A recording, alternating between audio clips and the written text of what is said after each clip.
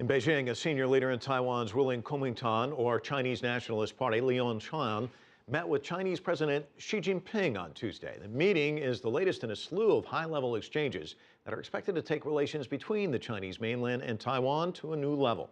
CCTV's Zhang Nini joins us from Beijing with the latest.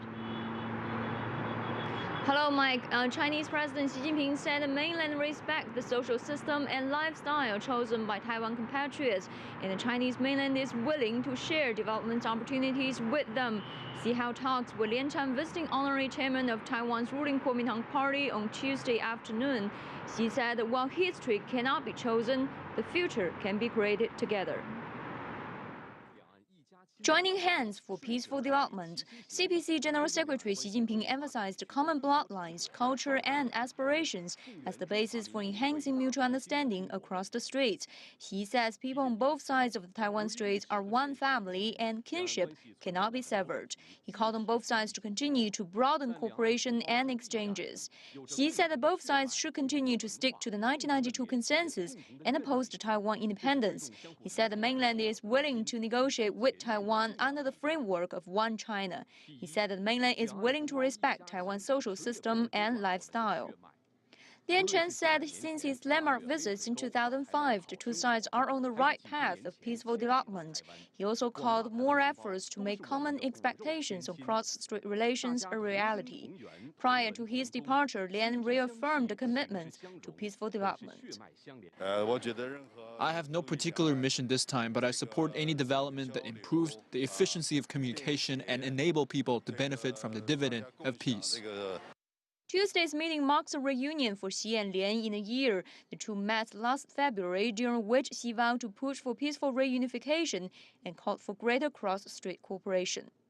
Lien Chan's visit comes hot on the heels of the historic meeting between mainland's Taiwan Affairs Chief Zhang and Taiwan's Mainland Affairs Chief Wang Yuqi last week.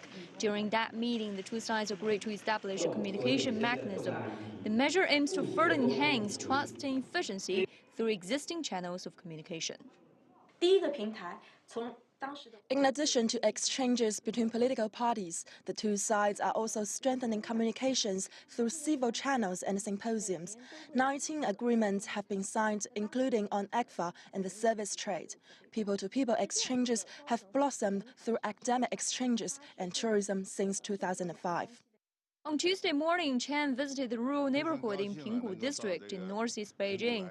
He will attend a symposium on Wednesday, which gathers representatives from various sectors of both sides, before heading for the city of Shenyang in Liaoning province to sweep the tomb of his grandmother.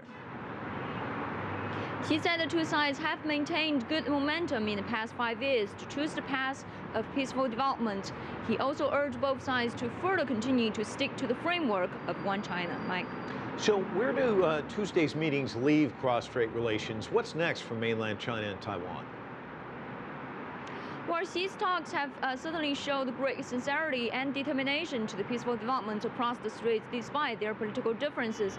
This is expected to add more momentum to the development of future relations. Lien Chan's visit is among the latest in a series of high-level exchanges between the Chinese mainland and Taiwan. Just last week, the cross-strait relations entered a new chapter with the first ever formal meeting between the two sides in Nanjing, the capital of East China's Jiangsu province. The frequency of exchanges have also led some to speculate on a possible meeting between Xi Jinping and Ma Ying-jeou, who is the chairman of Taiwan's ruling Kuomintang party, at this year's annual Asian-Pacific Economic Cooperation meeting, or APEC, a gathering of Asian leaders to be held in Beijing. This week, China's Taiwan Affairs Office said that Beijing held a positive attitude toward the CMI meeting, but said that all attendees should be subject to the 1991 memorandum between China and APEC, which stipulates that Taiwan should only attend under the name of Chinese Taipei. So right now it's up to Ma Ying-jeou to decide whether he will attend under this name or not. The Chinese mainland is dedicated in pushing for peaceful reunification across the straits, but the more historic meeting may take longer before and if it happens. Mike. Zhang Nini, live for us in Beijing.